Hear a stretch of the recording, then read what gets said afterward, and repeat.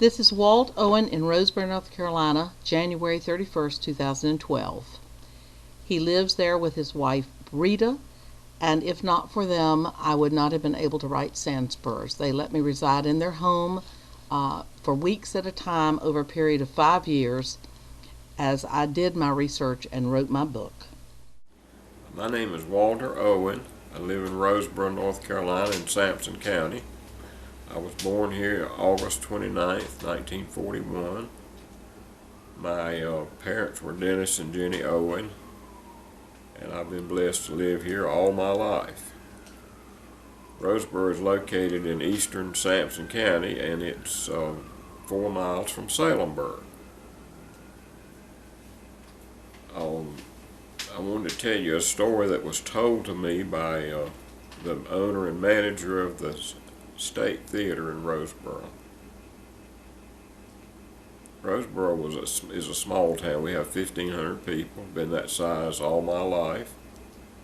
And we didn't have a lot of entertainment, but the State Theater was just a wonderful place for me to while away a lot of my Saturdays.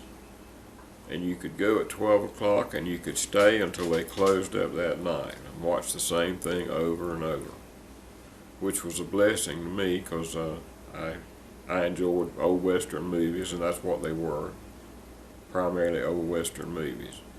And the owner and manager of the theater was a fellow that came to be a good friend of mine, even though he's older, named Johnny Kime. And Johnny told me this story about one of his customers, a fellow named Walt Gore.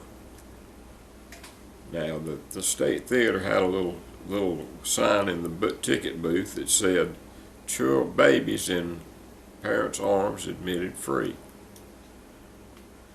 One of the regular customers at the theater named Walt Gore came every Saturday right by himself. He was married, but he just came by himself, and he came early and stayed late. And I got to know Mr. Gore later, so which really makes this story funny to me. But anyway, he came, and I went. My whole family went, except for my dad, and we all went to the movies on Saturday afternoon.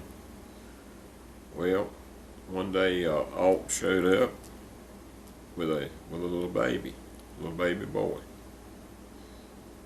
Of course, he went in free, and he liked that. He liked free, just like I did. But anyway, so they came. Over time, the baby grew, and he eventually became a fellow that was probably 6'3" and probably weighed 175 pounds. So he was tall and lean, and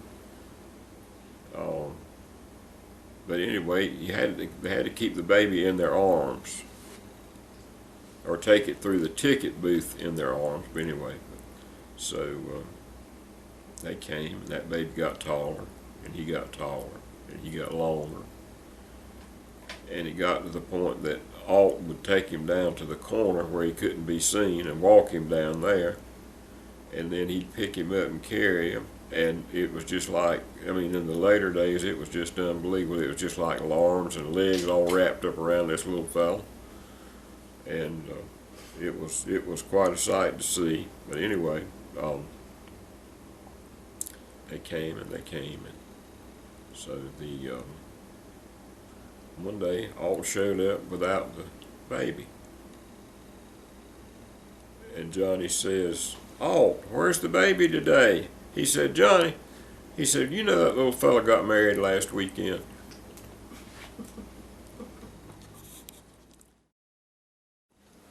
Johnny Kime, who was an older man than myself, but he and I later became great friends, owned and operated the State Theater in Roseboro, and he also later developed or built the Alice Theater in Salemburg, and the name was from his adopted daughter, Allie. Because Salemburg was so close by and it had a good business school at Southwood College, I attended over there as a day student in 1960-61 and took some business courses. And one of my favorite teachers was Crocia Blanchard. And she always said I was her best student. Of course, I think she exaggerated that. But she was a joy to work with, and she taught me some skills that I still use today, such as typing and all such things. Okay, Roseboro and Salemburg are located 4 miles apart, and when I was growing up, there was an intense rivalry between the two towns, and the high school consolidated. Roseboro and Salemburg high schools consolidated in 1959, which was my senior year, and became Roseboro-Salemburg High School. But the seniors were offered a chance to go over to Clinton High School and graduate early, and most of them went over there because they didn't want to graduate from Roseboro High School. So, but there were probably 18 or so of them that came over here, and most of them I became good friends with, and am still good friends with a lot of them. So now they're both nice towns, nice little quiet towns. I told you Roseboro was located 4 miles from Salemburg. Well, when I was growing up, each of us had our own school system. They had theirs, well, we were all part of the county school system. And there was an intense rivalry between us. And everybody in Salemburg had a nickname. And I don't know anybody in Roseboro that had a nickname, but regardless, there was an intense rivalry between us. And it was sincere, and quite frankly, some of the feelings have lasted until today.